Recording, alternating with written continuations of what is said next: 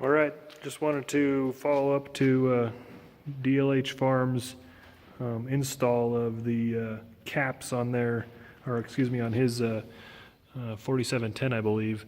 These are the caps I have on my Massey 6616. You can see they're the same type. I got the little catch can mounted down here. The thing I don't like is that the hose length makes it very challenging to empty that silly can. That's that. You can see this is kind of how they look after I've been running them for all season. My one complaint is, I mean, these ones are 4 years old, and you can see the rubber starting to crack and break away there. So I'm probably going to be ordering some new ones to replace these ones, because I do think it's a great system.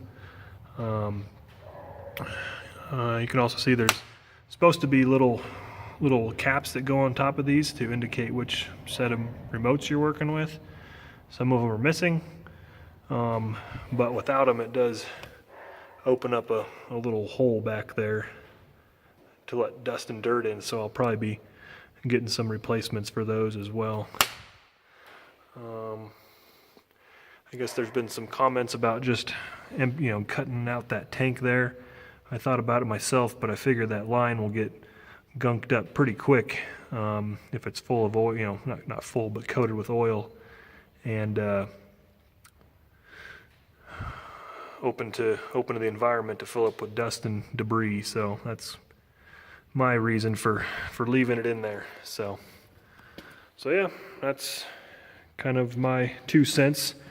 Talk to you later.